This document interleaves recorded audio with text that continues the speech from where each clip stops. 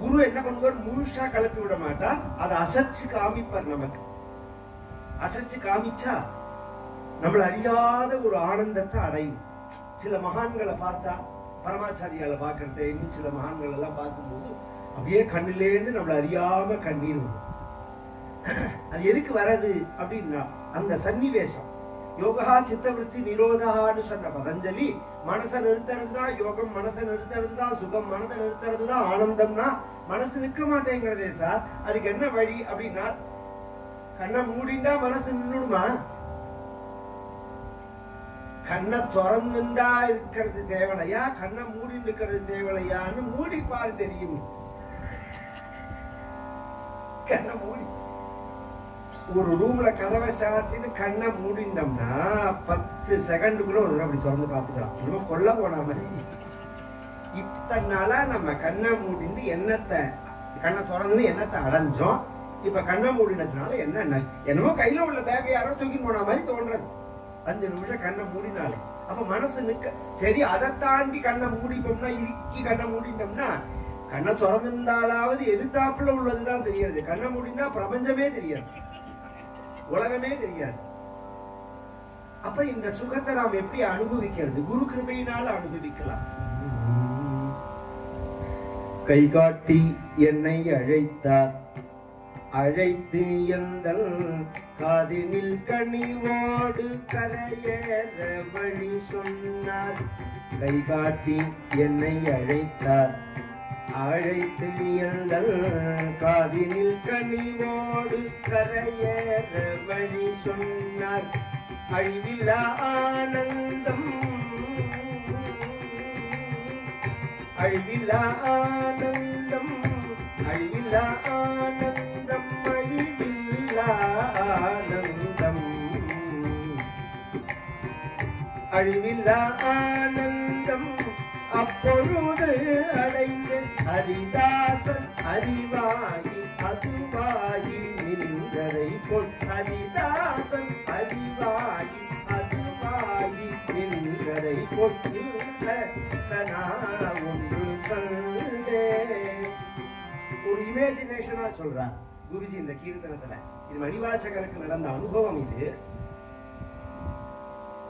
அப்படி கூப்பிட்டு கண்ணால பார்த்து ஒரு மந்திரத்தை உபதேசம் பண்ண உடனே நான் என்னத்தை அடைஞ்சேன் அப்படின்னா, அழிவில்லா ஆனந்தம். ஆனந்தம்னாலே அர்த்தம் இல்லாதது, முடிவில்லாததுன்னு அர்த்தம். இது ஒரு யோகத்துல ஒரு மகான்களை முன்னாடி உட்கார்ந்துன்னா அந்த சுகம் தெரியும். அதனாலதான் மகான்களை தேடி ஓடுறது.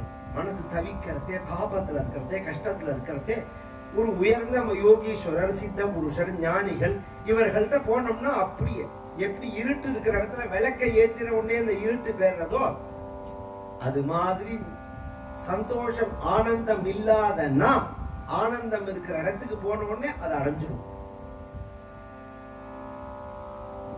இந்த அவ என்ன தரா நமக்கு அப்படின்னா, அந்த குண்டலினி அசைச்சு விடுறான், குண்டலினி சக்தியை அசைச்சு விடுறான்.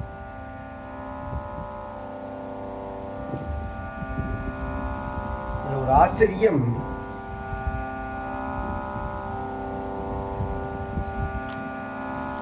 நிறைய பாடியிருக்கார் நம்ம அருணகிரிநாதர்.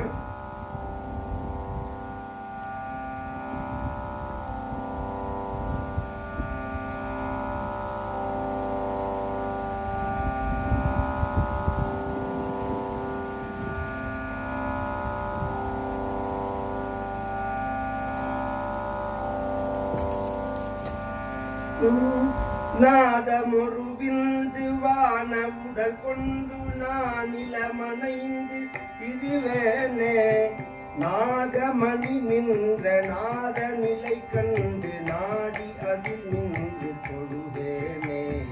இது ஒரு சொல்றார், நாகமணி நின்ற நாத நிலை கண்டு நாடி அதில் நின்று தொழுவேனே. இந்த மூலாதாரம்ங்கிற அந்த இடத்துக்கு யார் தெய்வம்னா, மூலாதார க்ஷேத்திர ஸ்திதம் அப்படிங்கிறார் தீட்சிதர் கீர்த்தனை சொல்லும் போது. இந்த மூலாதாரம்ங்கிற இடத்துக்கு கணபதி தான் தெய்வம். மூலாதாரம், சுவாதிஷ்டானம், மணிபூரகம், அநாகதம், விசுத்தி, ஆக்ஞ, சகசிராரம்னு 7 சக்கரம். 7 சக்கரத்தை இந்த குண்டலினி சக்தி தாண்டி போகணும். பெரிய விஷயம், சுலபமா சொல்லிட்டு போறேன். நாம அது தெரிஞ்சு பண்ணினாலும் அசையும், தெரியாம பண்ணியும் பண்ண முடியும். அதை ஆன்மீகத்தினால அதை அடையலாம். அந்த மூலாதாரத்துக்கு தெய்வமா கணபதி இருக்கிறதுனால ஆரம்ப தெய்வம் அவர் தான், முதல் தெய்வம் அவர் தான். அதனாலதான் எங்க பார்த்தாலும் பிள்ளையார், எங்க வரம்பு பிள்ளையார். இந்த பிள்ளையார் மட்டும் இருக்க மாட்டார், அதோட அரசமரம் இருக்கும், அதோட நாகர் இருக்கும். அரசமரம் எது, நாகர் என்ன? என்ன நம்ம பெரியோர்கள் முட்டாள் இல்லைங்கிறதுக்காக சொல்ல வரேன். நாகர்கள்ங்கிறது இந்த இந்த பாயிண்ட் போடுது பாருங்க. இந்த குண்டலினி சக்தி மேல இட பிங்களேன்னு 2 நாடி, இந்த 2 பக்கத்துக்கு நடுப்புல சுஷும்னா வழியாதான் இது மேல ஏறணும். இது சுஷும்னா நாடி வழியாதான் மேல ஏறும். அதுல 2 பக்கத்துல இருக்கிற இட பிங்களை இப்படி பிரிஞ்சுதான் இருக்கும், பின்னிதான் இருக்கும். அதை காமிக்கிறதுக்கு தான் நாகர். அரச மரம் என்னத்துக்கு அப்படின்னா பிராணசக்திக்காக, ஆக்சிஜனுக்காக. உலகத்திலேயே ஆக்சிஜன் கூட உள்ள மரம் அரச மரம் தான். அதனாலதான் அரசுன்னு ராஜான்னு சொல்றது. நாம மூச்சு விடுறோமோ, இந்த மூச்சு காத்துக்கு ஆக்சிஜன் அது தேவை. அது எதுல இருந்து வருதுன்னா செடிகள்ல இருந்து தான் நமக்கு வருது, வெளியில விடுறது. ஒரு செடி 10 பேருக்கு தேவையான ஆக்சிஜனை கொடுக்கும். நன்னா வளர்ந்த செடி ஒரு சொல்றேன். ஏன்னா எனக்கு எதை சொல்றது, எதை நீங்களே தீட்சிதர் வந்து கதை சொல்ல கூட்டமே அவர் என்ன சொல்றாருன்னு அவருக்கும் புரிஞ்சுதா எனக்கும் புரிஞ்சுதான்னு சில பேர் கேட்பார். அவ்வளவு விஷயம் இருக்கு. ஏன்னா இந்த ஆத்தங்கரை பிள்ளையார் இந்த சப்ஜெக்ட் வயசுதான் நான் பேசின்னு போறேன். தசவலு கம்பிரோக சதவலு சம்பிரோக சகசிரவலு வயகும் ருஹேமா அப்படின்னு யஜுர்வேதம் ஆரம்பம். விஷயத்தோர்ஜேத்வா வாயுவஸ்தோ வாயுவஸ்ததேவோ சவிதா பிரார்ப்பயதுன்னு இஷ்டிக்கு வந்து புரசம் கிளை இருக்கு பாருங்க, புரச மரம், அதோட கிளை எடுத்துன்னு வரணும். கிளையை எடுக்கிற மந்திரம் இது ஸ்ரோத காரியத்து. அதை நாம வெட்டும் போது மந்திரம் சொல்லிட்டு தான் வெட்டணும். அப்ப என்ன மந்திரம்னா, நான் உன்னை வெட்டுறேன்னு நினைக்காத, நான் 10 இட வெட்டினேன்னா 10 கிளை வெட்டினேன்னா அது 100 கிளையா நீ ஆகணும். 100 கிளை வெட்டினேன், 100 கிளையா ஆகி, நான் 10 வெட்டின இடத்துல 100 கிளையா ஆகி நீ 1000 பேரை வாழ வைக்கணுங்கிறது கவனிச்சு கேட்கணும்.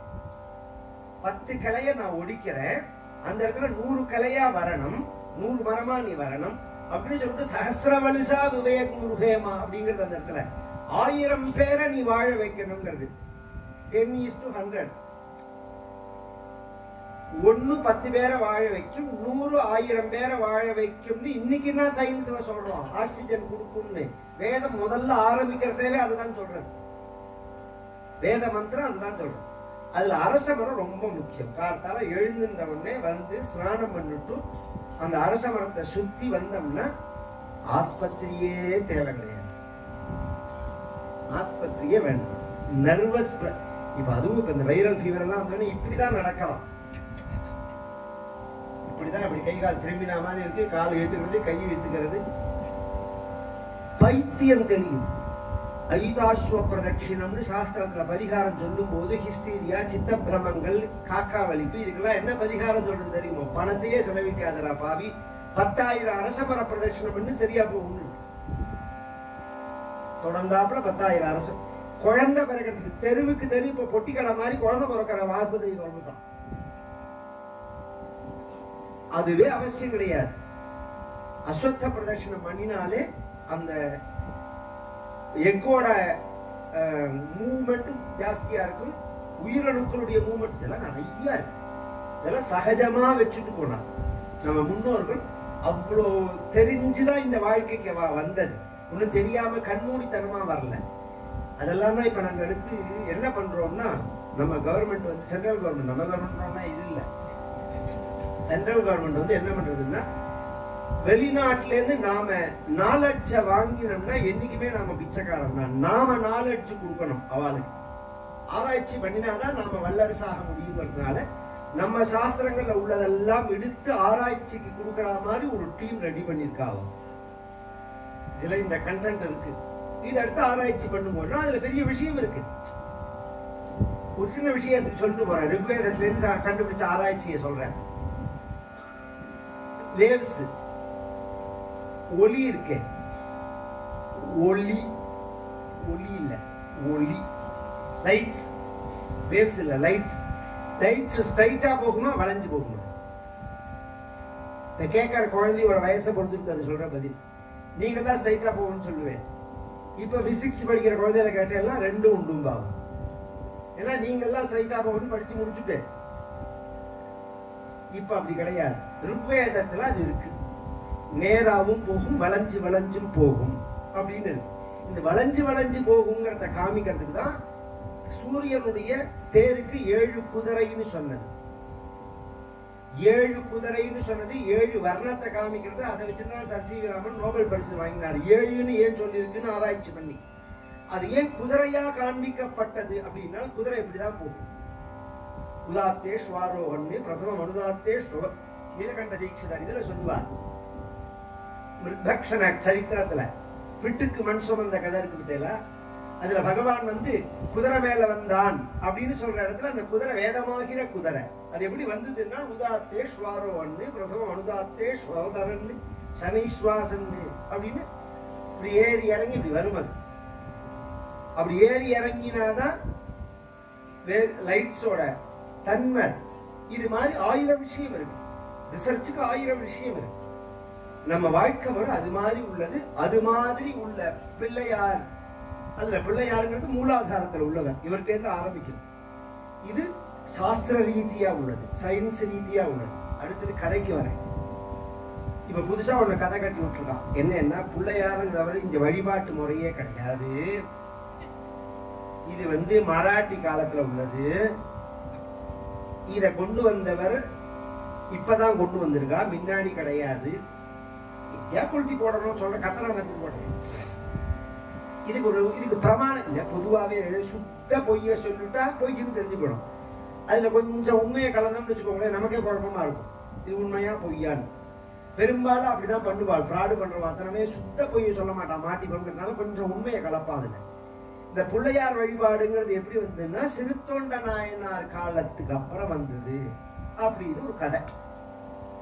சிறுத்தொண்ட நாயனார் காலத்துல வந்ததுன்னா, சிறுத்தொண்ட நாயனார் என்ன பண்ணினார்னா, அவர் ஒரு பிள்ளையாரை கொண்டு வந்தார். எங்கன்னா மராட்டி தேசத்திலேருந்து. மராட்டி தேசத்துக்கு போருக்கு போனவர் ஒரு பிள்ளையாரை கொண்டு வந்தார். அந்த பிள்ளையாருக்கு வாதாபி பிள்ளையார்னு பேர். வாதாபி பிள்ளையார் அப்படின்னு பெயர். சரி, தீட்சிதர் ஒரு பாட்டு பாடியிருக்காரு, வாதாபி கணபதிம் பஜேஹம் அப்படின்னு. இந்த பிள்ளையார பத்தி என்ன இல்ல, அது திருவையார் கமலாலய கரையில அது ஒரு கணபதி இருக்கார், வாதாபி கணபதி. அது வேற கணபதி. இந்த பிள்ளையார் வேற. இந்த பிள்ளையார சிறுத்தொண்ட நாயனார் கொண்டு வந்ததுக்கு அப்புறம் தான் பிள்ளையார் வழிபாடு அப்படின்னு. இதுல உண்மையா பொய்யான்னா பாதி பொய் பாதி உண்மை. எது உண்மை எது பொய்னா, சிறுத்தொண்ட நாயனார் பிள்ளையார் கொண்டு வந்தாருங்கிறது உண்மை. சிறுத்தொண்ட நாயனார் காலத்துக்கு அப்புறம் தான் பிள்ளையார் வழிபாடு வந்ததுங்கிறது பொய். சிறுத்தொண்ட நாயனாருடைய ஊருக்கு என்ன பெயர்? இதே காவேரி கரையில தான் இருக்கு. திருச்செங்காட்டாங்குடின்னு பேரு. முடிகொண்ட அரச இது குடமுரட்டி பிரியறது பத்தியா திருவையாறுல. இதோட கிளையாறு முடிகொண்டான்னு ஒரு ஆறு. அந்த முடிகொண்டான் ஆற்றினுடைய கரையில இருக்கு திருக்கண்ணபுரம். இந்த பக்கம் திருக்கண்ணபுரம், இந்த பக்கம் திருப்புகலூர் அப்படிங்கிற ஊர். அந்த திருக்கண்ணபுரத்துக்கு பக்கத்துல இருக்கிற கிராமத்துக்கு திருச்செங்காட்டாங்குடின்னு பேரு. அந்த ஊர்ல பிறந்தவர் பரஞ்சோதியார்னு பெயர். இந்த சிறுத்தொண்ட நாயனாருக்கு பரஞ்சோதியார்னு பெயர். அந்த ஊர் திருச்செங்காடு, செங்காடுன்னு பெயர் அந்த ஊர். என்னத்தினால அப்படின்னா, கஜமுகாசுரன் ஒரு அசுரன் புராணத்துல சொல்லப்பட்டிருக்காங்க. கஜமுகாசுரன் யானை மாதிரி மூஞ்சி உடையவன். சிவபெருமான குறிச்சு தவம் பண்ணி என்ன வரன் கேட்டான். அவன்னா, என்னைய மாதிரி யாருக்கு மூஞ்சி இருக்கோ அவன் தான் என்ன கொள்ளணும். அவனுக்கு ஏன் மூஞ்சி அப்படி வந்ததுன்னா, அவ அப்பா அம்மா அவன கோளாறு. அவ அப்பா ஒரு ரிஷி, அம்மா ஒரு அசுரி. தவத்துல இருந்த ரிஷியை கெடுத்து அவள் சரீர சம்சர்க்கம் பண்ணிக்கிறான். அவர் அதுக்கு அந்த காம வாழ்க்கைக்கு வந்த உடனே தபஸ்னால 2 பேரும் ஒவ்வொரு நாளைக்கு ஒவ்வொரு ரூபத்தை எடுக்கிறாள். சிங்கம் மாதிரி ஒரு நாள் ரூபத்தை எடுக்கிறாள், யானை மாதிரி ஒரு நாள் ரூபத்தை எடுக்கிறாள், எருமை மாதிரி ஒரு நாளைக்கு ரூபத்தை எடுக்கிறாள். இப்படி எல்லாம் எடுக்கிறதுனால ஒவ்வொரு குழந்தை என்ன மாதிரி மூஞ்சி இருக்கோ அப்படித்தானே பிறக்கும். யானை மாதிரி மூஞ்சி எடுத்துன்னு பிறந்த உடனே யானை மாதிரி மூஞ்சியோட பிறக்கிறது. அவன் சிவபெருமானை குறிச்சு தவம் பண்ணி என்ன பண்ணா, என்னை மாதிரி மூஞ்சி உள்ளவாதான் என்ன கொள்ளலாம் அப்படின்னு அவன் கேட்டதுனால இந்த பிள்ளையார் கதையில யானை மாதிரி மூஞ்சி மாறுறது பத்தில இது 2 சிஸ்டமா இருக்குன்னு சொன்னேன். யானை மாதிரி மூஞ்சியோடையே உண்டானார்னு ஒரு கதை ஸ்காந்த புராணம் அப்படிதான் சொல்றது. பிரணவத்துல பார்வதி பரமேஸ்வரனும் பார்க்கும்போது பிரணவத்திலேருந்து பிரணவாகாரத்திலேருந்து வந்தார் அவர் அப்படின்னு வர. இன்னொன்னு சொல்லும் போது கழுத்தை வெட்டி அதுல யானை தலையை வச்சாருன்னு இன்னொரு புராணத்திலையும் கணபதி புராணத்திலையும் இருக்கு. அது இப்படி வேணாலும் இருக்கட்டும். அந்த கஜமுகாசுரனை கொல்லும் போது தன்னுடைய தந்தம் இருக்கு பாருங்க, இந்த தந்தத்தை அவர் ஒடிச்சுதான் அதாலதான் கொல்றார். அவர் பொதுவா யானைக்கு அழகே தந்தம். அந்த தந்தத்தை இழக்குமோ யானை, இழக்கிறார். அகஜானன பத்மார்க்கம் கஜானன மஹர்நிஷம் அநேகதந்த் அபூர்வமான ஸ்லோகம் இது. அநேகதந்தம் பக்தானாம் ஏகதந்தம் உபாஸ்மஹே. அகஜானனம் கஜானனம் அநேகதம் ஏகதம் இப்படி பிரியும். அகஜா அப்படின்னா பார்வதின்னு அர்த்தம், பர்வதராஜகுமாரின்னு அர்த்தம். பத்ம ஆனனம்னா முகம், முகமாகிற தாமரைக்கு அர்க்கம்னா சூரியன். அகஜானன பத்ம அர்க்கம். சூரியனை பார்த்தோடனே எப்படி தாமரை மலர்றதோ அது மாதிரி பிள்ளையார பார்த்தோடனே பார்வதி முகம் மலருமா. அதனால அகஜானன பத்மார்க்கம். அநேகதம் ஏகதம்னா அநேகதம் தம் பக்தானாம். ஏகதந்தமா உள்ளவர் தான், அநேக தந்தங்கள் கிடையாது. அநேகதம் ஏகப்பட்டதை கொடுப்பார். யார் என்ன பிரார்த்திக்கிறார்களோ அதை கொடுப்பார் அப்படிங்கிறதுனால அநேகதம். இவரை பத்தி சொல்லும் போது தன் அந்த அந்த மகாபாரதம் எழுதும் போது இந்த தந்தத்தை ஒடிச்சு எழுதினார் அப்படிங்கிறது பிரசித்தம். அது அருணகிரிநாதரும் தன்னுடைய திருப்புகழில அதை பதிய வைக்கிறார்.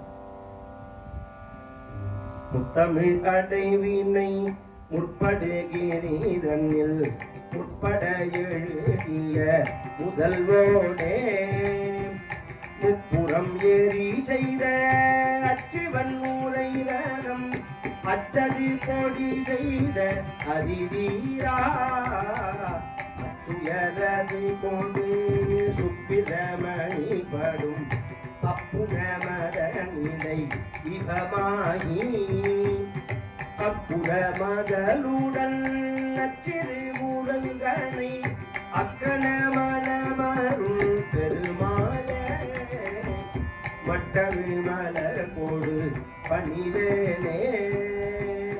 அபூர்வமான திருப்புகழை வச்சுன்னு ராமாயணம் சொல்லலாம், திருப்புகழை வச்சுன்னு பாரதம் சொல்லலாம், திருப்புகழை வச்சுன்னு ஸ்காந்தம் சொல்லலாம், திருப்புகழை வச்சுன்னு பாகவதம் சொல்லலாம். அத்தனை விஷயம் சொல்லப்பட்டது. முத்தமிழ் அடைவினை முற்படுகிறீதனில் முற்பட எழுதிய முதல்வோனே. மலையில எழுதுறார் தன்னுடைய தந்தத்தை வச்சிருந்து. அந்த தந்தத்தையே கையிலேயே வச்சிருந்திருப்பார். பிராச்சீனமான கணபதியை பார்த்து எல்லாம் ஒரு கையில தந்தம் இருக்கும், அந்த உடைச்ச தந்தம் இருக்கு. அந்த தந்தத்தினாலதான் கஜமுகாசுரனை கொல்றார். அவனுடைய உடம்புலேந்து சிந்தின ரத்தம் தான் அந்த பூமி முழுக்க சகப்பா போனதுனால செங்காடு.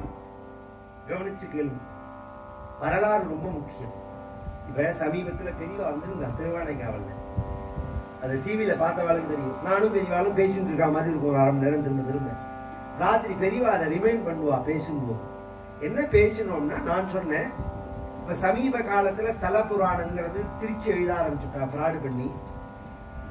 அப்படி கிடையாது, ஸ்காந்தத்துலதான் இருக்கு. இந்த ஸ்தல புராணம் ஸ்காந்த புராணத்துலதான் இருக்கு. வியாசர் எப்படி சொல்லியிருக்காருன்னா அபூர்வமா சொல்லியிருக்காரு. 4 நதி எடுத்துட்டார் அவர். கங்கை, நர்மதை, கோதாவரி, காவேரி. கங்கை உற்பத்தி ஆனதுலேருந்து சேர்ற பரியந்தம் இரு பக்கம் உள்ள ஊர் சிவாலயம். இத பத்தி சொல்றதுக்கு காசி கண்டம்னு பேர். நர்மத உற்பத்தியாகி சேர்ற இடம் பரியந்தம் சொல்லக்கூடிய அந்த பகுதிக்கு ரேவா கண்டம்னு பேர். அதுல ஒரு பகுதி பிரபாச கண்டம்ங்கிறது. ஒரு 15 நாள் முன்னாடி துவாரகையில நான் ப்ரோக்ராம் முடிச்சுட்டு கிளம்புறே குஜராத் சீஃப் மினிஸ்டர் கம்பல்சரியா பார்க்கணும், அர்ஜென்டா மீட்டிங் பண்ணணும்னு சொன்னாரு. நான் வந்திருக்கேங்கிறத கேள்விப்பட்டா குஜராத்ல வந்து நான் அகமதாபாத்ல இறங்கி பிளைட் ஏறதுக்கு முன்னாடி அவரோட 1 hour மீட்டிங். அவர் பிரிச்சு வைக்கிறார். நம்ம பிஎம் கொடுத்திருக்கார், காசியை எப்படி அந்த க்ஷேத்திரத்தை நம்ம பண்ணினமோ அது மாதிரி சோமநாத்த பண்ணணும்னு. ஸ்காந்தத்துல இருக்காது. இதுக்கு உங்களோட ஒத்துழைப்பு எனக்கு தேவைன்னாரு. எல்லாத்தையும் பிரிச்சு காமிச்சு வேஷ தரேன். எனக்கு என்ன உண்டோ அத்தனையும் நான் சொல்றேன், தெரியுமோ அத்தனையும் சொல்றேன். ஏன்னா அந்த சேட்டலைட்ல படம் முடிச்சு என்னென்ன இடத்துல என்னென்ன இருக்குங்கிறது புராணத்துல இருக்கு. அதை கொஞ்சம் எடுத்து பிரமாணத்தோட இன்னும் 5-6 புராணத்தை கரெக்ட் பண்ணி சொல்லணும் அப்படின்னு அது சம்பந்தமா பேசிட்டு இருக்கான்னு வச்சுக்கோங்களேன். எனக்கு தெரிஞ்சதை சொல்றேன், எல்லாம் எனக்கே தெரியும்னு சொல்ல முடியாது. அப்ப எனக்கு ஒன்று தோணிடும். நான் பெரியவாழ்த்த சொன்னேன், அது மாதிரி இந்த காவேரி கண்டத்தை எடுத்து பேசணும். ஸ்தல புராணம் முழுக்க இது ஸ்காந்த மகாத்மிய புராணேன்னு இருக்கு. அது எங்க இருக்குன்னு தேடினா அதையே காணும், அந்த ஸ்காந்தத்தையே காணும். வட இந்தியா ஸ்காந்தத்துல அது இல்லை. காவேரி நதி பத்தின சம்பந்தப்பட்ட விஷயங்கள் இல்லை. ஆனா நம்மளுடைய கிரந்த லிபியில உள்ள புராணங்கள், இப்ப மாயூர மகாத்மியம்னோ கும்பகோண மகாத்மியம்னோ திருச்சிராப்பள்ளி திருவானைக்காவல், நீங்க எந்த ஊர் எடுத்தாலும் அதனுடைய கீழே என்ன எழுதியிருக்கும்னா இது ஸ்காந்த புராணேன்னு எழுதியிருக்கும். எல்லா ஊர் கதையும் இருக்கு. அவினாசியை பத்தி இருக்கு, மதுரையை பத்தி இருக்கு, திருநெல்வேலியில உள்ளது முழுக்க இருக்கு, எல்லாமே இருக்கு. அப்படின்னா அது பெரிய ஒர்க்கர். அதை செய்யுங்கன்னு பெரியவா உத்தரவு கொடுத்தா. நான் ஒண்ணு சிவாச்சாரியெல்லாம் விட்டு யார்கிட்டலாம் என்ன இருக்கோ அதெல்லாம் கொடுங்கன்னு கேட்டுருக்கேன். அதை பத்தி ஒரு உபன்யாசம் பண்ணி பதிவு பண்ணிட்டு போகணும். ஒரிஜினாலிட்டி என்னன்னு சொல்லணும் ஜனங்களுக்கு. அவன் இஷ்டத்துக்கு கதையை கட்டி விட்டு போறான், அப்படி இருக்கக்கூடாது அப்படிங்கிறதுக்காக. அதுல வந்து இந்த புரியறதுக்காக சொல்றேன். இந்த திருச்செங்காடு செங்காடுங்கிறமோ ரத்தம் வழிஞ்சதுனால செங்காடு. அந்த கஜமுகாசுரனை கொன்ன இடம் அதுதான். கஜமுகாசுரன் பேருதான் அசுரனே தவிர அவன் ஒரு பிராமணன். அவன் ஒரு ஆசிரியர் சொல்றேன், ராவணன் திராவிடன்கிறான். ராவணன் பிராமணன்டா, சாமவேதம் சொன்னவோம். அதுல ஒரு ஆச்சரியம் என்னன்னா, சாமவேதி சாம கானத்தினாலதான் பகவானை திருப்தி படுத்தினான்னு புராணத்துல இருக்கு. நீ சொல்ற திராவிடன் எல்லாம் கிடையாது, அவன் பிராமணன் தான். அவன் திராவிடனே அவனும் கிடையாது, அது அப்புறம் விஷயம். அவன் பிராமணன். அவன் அது மாதிரி கஜமுகாசுரன் பிராமணனா இருக்கிறதுனால அவனை வதம் பண்ண பிரம்மஹத்தி தோஷம் போறதுக்காக அங்க ஒரு சிவபெருமான பிரதிஷ்டை பண்ணி பூஜை பண்ணினார். அந்த சிவபெருமானுக்கு கணபதீஸ்வரர்னு பெயர். கேள்விப்பட்டிருக்கல? அந்த ஊருக்கே கணபதீஸ்வரம்னு பெயர். அதனுடைய ஞாபகார்த்தமா தான் சிறுத்தொண்ட நாயனார் இந்த பிள்ளையார கொண்டு வந்தார். அவர் கொண்டு வந்து என்ன பண்ணினார், எப்படி அந்த கதையானது பிரசித்தமாச்சு அப்படின்னு உங்களுக்கு தெரிஞ்சுக்கணும்னா நாளை சாயங்காலம் 6:30 மணிக்கு கரெக்டா வாங்க. தாழ்வில்லாத தன்மையும் தளர்ச்சியற்றவன்மையும் வாழ்வினால் பயன்களும் என் வாக்கிலே வரங்களும் பக்தியில் கசிந்தளர்ந்து பாடுகின்ற பான்மையும் பாடுவோர் கணேன போக பாக்கியங்கள் மேன்மையும் என்றும் ஓங்க என் கரத்தி இயற்கையான சித்தியை தந்து ஞான முக்தியாய் தரித்துரைத்த சக்தியாம் ஹரநாம கீர்த்தனம் பறந்து நாடெல்லாம் செழிக்கணும் வேறில்லாத இன்பம் முங்கி வீடல் நம்பிலங்கள் ஞான தீபமேற்றி எங்கும் நாம கீதம் பாடுவோம் தர்ம சக்தி வாழ்கவென்று சந்ததம் கொண்டாடுவோம் ஞான தீபமேற்றி எங்கும் நாம கீதம் பாடுவோம் தர்ம சக்தி வாழ்கவென்று சந்ததம் கொண்டாடுவோம் அன்னை அன்னை அன்னை அன்னை அம்பிகைக்கு மங்களம் ஆதிசக்தி அம்பிகைக்கு அனந்த கோடி மங்களம் என்னுள்ளே விளங்கும் எங்கள் ஈஸ்வரிக்கு மங்களம் இச்சையாவும் ஒற்றைக்கு செச்சுவைக்கு மங்களம் தென்னாடுடைய சிவனே போற்றி. நீ கொட்டாதோட இல்லாம அவளை கொட்டாதேன்னு சொல்றீடா, கை கொட்டாதேன்னு சொல்றீடா. ஆஞ்சநேயமூர்த்திக்கு அந்த குழந்தை கை கொட்டி சொல்றா, இவன் கொட்டாதேங்கிறான்.